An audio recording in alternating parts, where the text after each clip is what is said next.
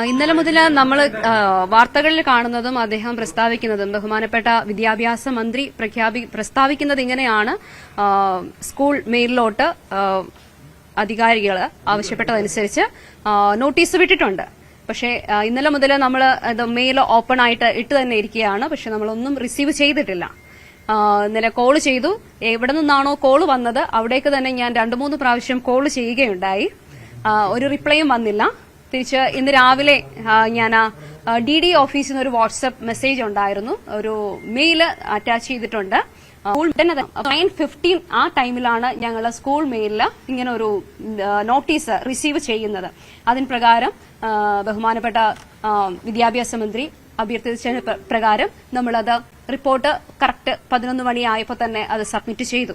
എന്തായാലും എനിക്കിവിടെ പറയാനുള്ളത് AEO ആണ് നമ്മുടെ ഇവിടെ വന്ന് അതിനുള്ള കാര്യങ്ങളും നമ്മൾ ഓരോരുത്തരെയും വിളിച്ച് സംസാരിക്കുകയും കുട്ടിയെയും പാരന്റിനെയും എല്ലാവരെയും ഇതിന് അധികാരപ്പെട്ട എല്ലാവരെയും വിളിച്ച് സംസാരിക്കുകയും ചെയ്തു. പക്ഷേ ഇത് സത്യവിരുദ്ധമാണ് എന്നുള്ളത് യാഥാർത്ഥ്യമായ കാര്യമാണ്. ഇവിടെ വന്നിരിക്കുന്ന റിപ്പോർട്ട് അവിടുന്ന് DD ഓഫീസിൽ നിന്ന് വന്നിരിക്കുന്ന റിപ്പോർട്ട് സത്യവിരുദ്ധമാണ് എന്ന് തന്നെയാണ്. കാരണം നമുക്ക് എവിഡൻസ് ആയിട്ട് എല്ലാ കാര്യങ്ങളും തന്നെ നമ്മുടെ കൈവശം ഉണ്ട്. അത് എന്തായാലും കോടതിയുടെ പരിധിയിലിരിക്കുന്ന കേസായതുകൊണ്ട് അതങ്ങനെ തന്നെ പോകട്ടെ എന്ന് തന്നെയാണ് ഞങ്ങളും ആഗ്രഹിക്കുന്നത്. മാനേജ്മെന്റ് 2018 കേരള ഹൈക്കോർട്ട് ബഹുമാനപ്പെട്ട കേരള ഹൈക്കോർട്ട് വിധി പ്രകാരം ഉള്ള നിലവിൽ അതങ്ങനെ തന്നെയാണ്. എന്ത് യൂണിഫോമിറ്റി കീപ്പ് ചെയ്യണമെന്നുള്ളത് അത് അഡ്മിനിസ്ട്രേറ്റർ ലെവൽ മാനേജ്മെന്റ് ലെവൽ തന്നെയാണ് സ്വീകരിക്കണം. അത് നിലനിൽക്കുന്നുണ്ട്. Anyway we will follow management respective rules and regulations in saint Rita's public school. Surely we will follow that.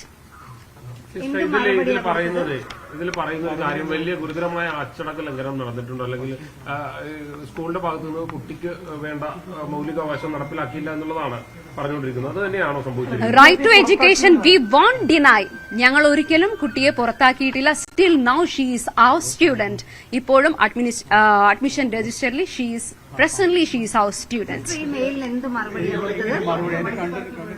സത്യവിരുദ്ധമാണെന്ന് പറഞ്ഞു കഴിഞ്ഞു. നമുക്ക് എവിഡൻസോടുകൂടെ അതങ്ങനെയല്ല എന്ന് പ്രൂവ് ചെയ്തുകൊണ്ട് അദ്ദേഹത്തിന് മറുപടി വിട്ടിട്ടുണ്ട്. വിദ്യാഭ്യാസ മന്ത്രി പറയുന്നത് ഈ മതപരമായ ഒരു അവകാശം മൌലികമായ അവകാശമാണ്, ഭരണഘടനാപരമായ അവകാശമാണ്. ആ അവകാശത്തെയാണ് ലംഘിക്കുന്നത് എന്നതാണ് പറയുന്നത്. അപ്പം മൌലിക അവകാശത്തിന് അപ്പുറമായി മറ്റൊരു അവകാശമില്ല, റൂളില്ല എന്നതാണ് വിദ്യാഭ്യാസ മന്ത്രി പറയുന്നത്. അപ്പൊ ഭരണഘടനയെ അനുസരിക്കാൻ ബാധ്യസ്ഥമാണ് എന്നതാണ് വിദ്യാഭ്യാസ മന്ത്രി പറയുന്നത്.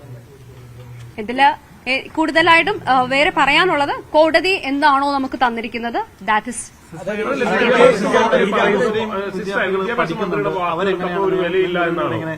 നിലവില് ഒത്തിരിയേറെ മുസ്ലിം സ്റ്റുഡൻസ് നമുക്കിവിടെ പഠിക്കുന്നുണ്ട്. അവരെല്ലാം സെയിം റൂൾസ് ആൻഡ് റെഗുലേഷൻസ് ആണ് ഫോളോ ചെയ്യുന്നത്.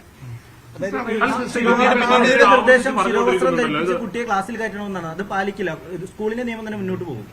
അത് പ്രിസ്ക്രൈബ് ചെയ്തിരിക്കുന്നത് ഓൾറെഡി നമ്മുടെ കുട്ടിയുടെ പിതാവ് ഇന്നലെ ന്യൂസ് ചാനലുകൾക്ക് അദ്ദേഹം പരസ്യമായി തന്നെ ഒരു പ്രസ്താവന കൊടുത്തിട്ടുണ്ട്.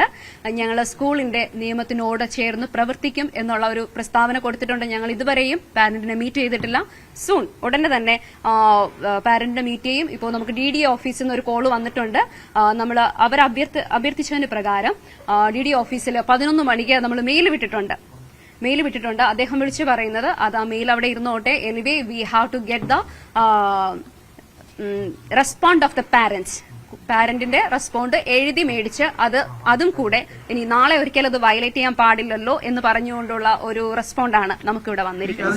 ഹിജാബ് ധരിക്കാൻ കുട്ടിക്ക് അവകാശം കൊടുക്കില്ല എന്നുള്ളതാണോ? എന്താണ് സ്കൂൾ മാനേജ്മെന്റ് തീരുമാനം? എന്താണ് നിലവിലെ തീരുമാനം? മതേതരത്വ രാജ്യമാണ്. ഇവിടെ എല്ലാ കുട്ടികളും ഈക്വലാണ്. എല്ലാവരും ഈക്വലാണ്. അവർ ഈക്വൽ ആയിട്ട് തന്നെ പഠിച്ചു. കുട്ടിയുടെ ആവശ്യമില്ല, അവർ മുന്നോട്ട് വെക്കുന്ന ഒരു കാര്യമല്ലേ അത്? ഇത് നമ്മൾ പറഞ്ഞിരിക്കുന്ന കാര്യമാണ്. ഓരോ കുട്ടിക്കും ഒരു സ്റ്റാൻഡേർഡ് റൂളിന്റെ അകത്ത് ഒരിക്കലും ഇന്ന ആള് ഇന്ന ധരിക്കണം എന്നുള്ളത്, അല്ലെങ്കിൽ ഇന്ന ആള് ഇത് ധരിക്കണം എന്നുള്ളത്, ഈ മതത്തിൽപ്പെട്ടവർ ധരിക്കണമെന്ന് ഒരിക്കലും എഴുതാൻ പാടില്ല. അതുകൊണ്ട് സത്യമാണ്.